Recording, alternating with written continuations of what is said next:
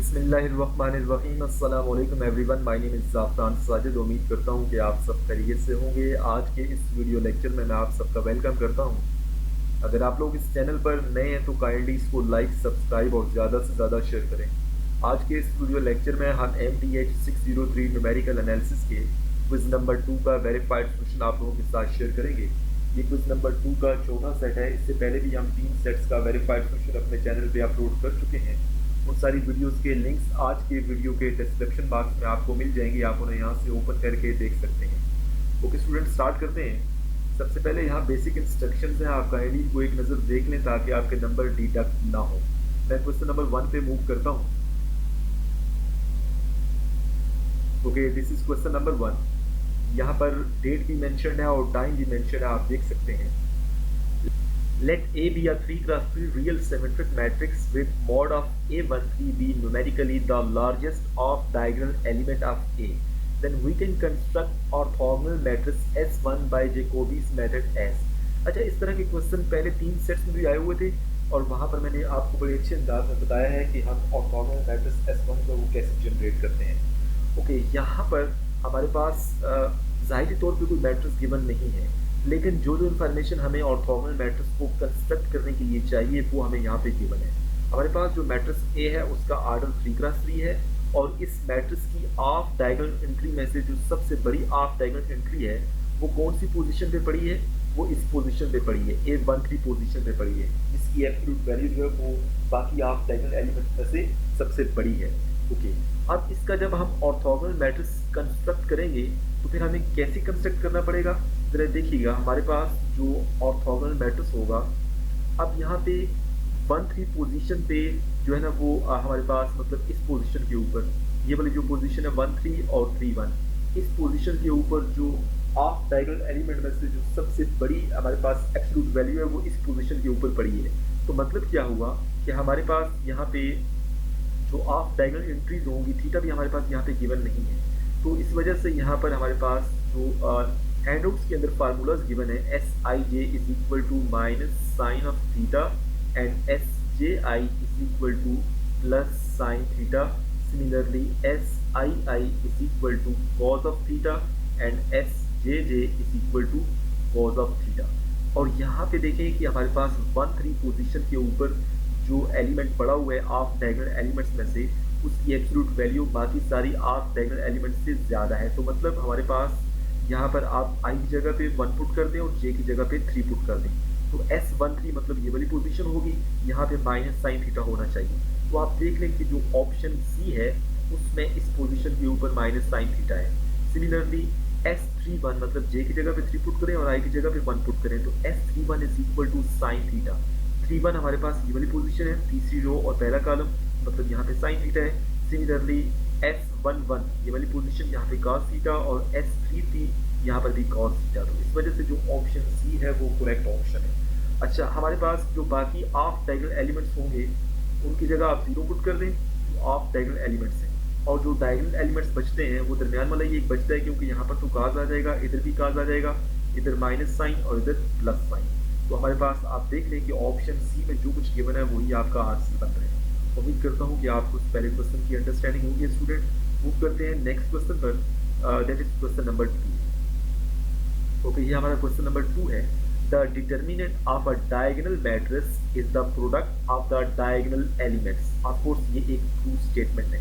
किसी भी diagonal element, diagonal matrix का जो डिटर्मिनेंट होता है वो उसके डायगोनल के ऊपर जो एलिमेंट्स होते हैं उन्हीं का प्रोडक्ट होता है। फॉर एग्जाम्पल हमारे पास यहाँ पे एक मैट्रिक्स में लेता हूँ 1 2 3 0 0 0। सिमिलरली यहाँ पर भी आप डायगोनल एलिमेंट्स को 0 कर दें, तो हमारे पास ये एक डायगोनल मैट्रिक्स है। अगर हम इसके डिटर्मिनेंट की बात करते हैं तो यहाँ पर हमें वर्टिकल लाइन्स लगाना पड़ेगी। इसका जो डिटर्मिनेंट है, आप बेशक पहली रो के जरिए इसको एक्सपेंड कर लें या जो भी आपने डिटर्मिनेंट फाइंड करने के लिए मेथड पड़ा हुआ वो यूज़ कर लें, आखिर में आपके पास जो आंसर आएगा वो इन तीनों के प्रोडक्ट के बराबर होगा। तो आप यहाँ से देख लें कि ये एक जो है ना डायगोनल मैट्रिक्स है। तो इस वजह से यहाँ से आप क्या कर लें कि आप यहाँ पे जो इसकी डायगोनल एलिमेंट्स हैं उसको डायरेक्ट मल्टीप्लाई कर लें, तब भी सही हो जाएगा। तो यहाँ पे इसका जो आंसर आएगा वो 6 आएगा। उम्मीद करता हूँ कि आपको इस क्वेश्चन की अंडरस्टैंडिंग होगी स्टूडेंट। मूव करते हैं नेक्स्ट क्वेश्चन की जानब, that is question number 3। Okay, this is question number 3. Eigenvalues of a symmetric matrix are all real. जो symmetric matrices होते हैं उनकी आइगन वैल्यूज हमेशा रियल होती हैं। ये एक थ्योरम की स्टेटमेंट दी है, जिस वजह से यहाँ पर जो ऑप्शन डी है वो करेक्ट ऑप्शन है। बात करते हैं क्वेश्चन नंबर 4 की। Okay, this is question number 4। While using power method from the resultant normalized vector, ये आपके पास एक resultant normalized vector है, we have the largest eigenvalue and the corresponding eigenvector as। इस तरह के क्वेश्चन पहले आ चुके हैं स्टूडेंट, बहुत आसान सा क्वेश्चन है ये। यहाँ पर ये जो बायर नंबर लिखा होता है ये आपकी आइगन वैल्यू होती है। तो आप देख लें कि 3.17890 कहाँ पे लिखा हुआ है, मतलब पहले 3 ऑप्शन में भी है और मतलब पहले चारों ऑप्शन के अंदर है। आइगन वैल्यू तो सही है। अब आइगन वेक्टर की हम बात कर लेते हैं। ये आइगन वेक्टर कौन से ऑप्शन के अंदर आप देख लें, पहले के अंदर नहीं है तो मतलब ये नहीं हो सकता, दूसरे में भी नहीं है, उसके बाद तीसरे और चौथे में है।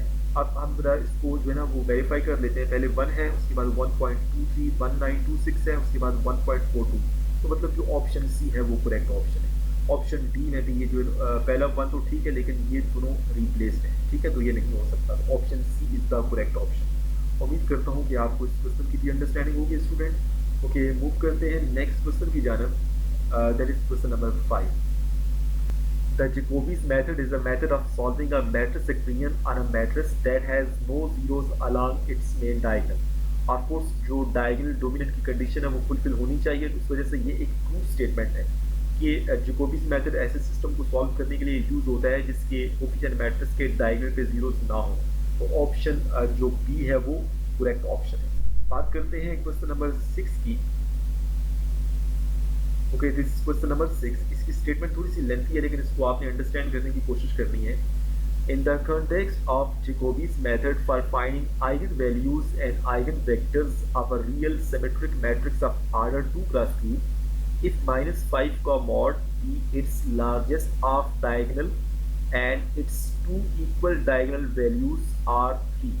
मतलब हमारे पास मैट्रिक्स कुछ इस तरह का है, इसकी जो लार्जेस्ट ऑफ डायगोनल 2 + 2 का मैट्रिक्स होगा और इसकी जो लार्जेस्ट ऑफ डायगोनल हमारे पास एंट्री है वो -5 है, मतलब -5 यहाँ पर भी होगा और यहाँ पर भी होगा, और बाकी जो इसकी दो एंट्रीज है वो 3 और 3 है, ठीक है।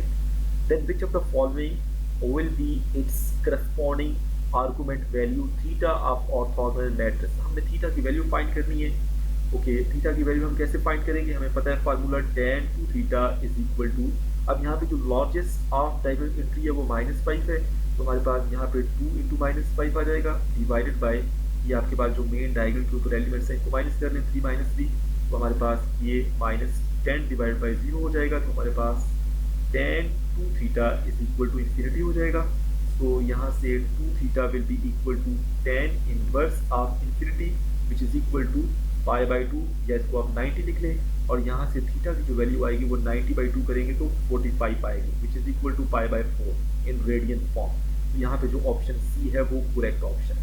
उम्मीद करता हूँ कि आपको क्वेश्चन नंबर 6 की भी अंडरस्टैंडिंग होगी स्टूडेंट। मूव करते हैं नेक्स्ट क्वेश्चन पर।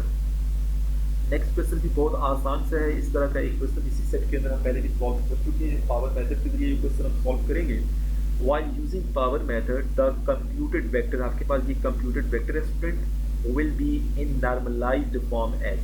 इस computed vector को आप normalized form में कैसे कन्वर्ट करेंगे? इस computed vector की वो वाली एंट्री जो बाकी एंट्री से बड़ी है वो कौन सी है? That is 12.21423। इसको आपने कॉमन लेना है। इसको कॉमन लेने के लिए आपने इससे मल्टीप्लाई भी करना है और हर एक एंट्री को इससे डिवाइड भी करना है। तो यहाँ पर आप देख लें कि आपके पास 12.2142 और 3 कौन सी ऑप्शन में बाहर लिखा हुआ है, मतलब ये वाला ऑप्शन नहीं हो सकता, ये ऑप्शन भी नहीं हो सकता और ये ऑप्शन भी नहीं हो सकता, तो ऑप्शन ए ही बचता है। Option A is the correct option. Okay, move करते हैं जी नेक्स्ट क्वेश्चन पर। Okay, this is our next question, that is question number 8। while solving the system x minus 2y is equal to 1, x plus 4y is equal to 4 by Gauss-Seidel method, which of the following ordering is feasible to have good approximate solution। तो हमने ये कहा था कि अगर आपका जो system है वो डायगोनली डोमिनेंट हो तो फिर जो है ना आप ये श्योर हो जाएगा कि आपको सोल्यूशन मिलेगा। While solving the system x minus 2y is equal to 1, x plus 4y is equal to 4 by Gauss-Seidel method, which of the following ordering is feasible to have good approximate solution। तो जब हमने Gauss Seidel iterative method की बात की थी तो हमने ये बोला था कि अगर आपका जो सिस्टम है वो डायगोनल डोमिनेंट हो तो फिर आपको सोल्यूशन लाजमी मिलेगा, ठीक है। तो इस वजह से यहाँ पर अगर आप इस सिस्टम को डायगोनल डोमिनेंट फॉर्म में लिख लें, देखिए x minus 2y is equal to 1 है ये, और दूसरा x plus 4y is equal to 4 है। आप किसी तरह से भी दोनों इक्वेशंस को लिख लें, आपका ये जो आपके पास सिस्टम है ये कभी भी डायगोनल डोमिनेंट नहीं होगा। आप बेशक डायगोनल डोमिनेंट की कंडीशन यहाँ पे अप्लाई करें, ठीक है। तो इस वजह से यहाँ पे मेरे ख्याल से no need to reorder, जैसा आपके पास सिस्टम है ऐसे ही आप इसको सॉल्व करें। अगर सोल्यूशन आ जाता है तो वेल एंड गुड, अदरवाइज आप इसको अगर रिप्लेस करते हैं दोनों इक्वेशंस को तब भी ये डायगोनल डोमिनेंट सिस्टम नहीं बन पाएगा। ओके, उम्मीद करता हूँ कि आपको इस क्वेश्चन की भी अंडरस्टैंडिंग होगी। अब मूव करते हैं क्वेश्चन नंबर 9 पर। ओके, क्वेश्चन नंबर 9 स्टूडेंट बहुत आसान है। While using the Gauss-Seidel method for finding the solution of the following system, आपके पास ये एक सिस्टम गिवन है जो कि डायगोनल डोमिनेंट सिस्टम है। आप बेशक चेक भी कर सकते हैं इसके डायगोनल एलिमेंट्स को कंसीडर करके। With initial guess 0 0 0, the next iteration would be। Okay, इसकी नेक्स्ट आइट्रेशन हमने फाइंड करनी है। तो हमने बोला था कि आपके पास गॉस-सीडल आइट्रेटिव मेथड और गॉस-जैकोबी मेथड के अंदर आपने गिवन सिस्टम को सबसे पहले एक्सप्लिसिट फॉर्म में लिखना है। तो इसको अगर आप एक्सप्लिसिट फॉर्म में लिखते हैं तो एक्स की वैल्यू पहले इक्वेशन में से आप निकाल लें 1/3 into 11 minus Y minus Z. Okay, Y की वैल्यू निकाल लें जरा दूसरी इक्वेशन में से, Y is equal to 1/5 into 16 minus 2x plus Z. Similarly Z की वैल्यू निकाल लें आप तीसरी इक्वेशन में से 1/5 into 4 minus X minus Y. Okay, अब हम गॉस-सीडल आइटरेटिव मेथड के अंदर क्या करते हैं कि उसने कहा है कि इनिशियली आपने 0 0 पुट करना है। तो आप यहाँ पे लेफ्ट साइड पे k+1 लिख लें। ओके, k+1 आइटरेटिव फॉर्म में, और राइट साइड पे देखिए y और z है तो इसकी जगह पावर में k ही लिखें। लेकिन यहाँ पे x की पावर में आप k+1 लिखेंगे, क्योंकि गॉस-सीडल मेथड के अंदर आप जो प्रीवियस वैल्यूज होती हैं और जो उसी आइटरेशन के अंदर अपडेटेड वैल्यूज अगर कोई अवेलेबल है तो आप उसको यूज़ करेंगे, ठीक है।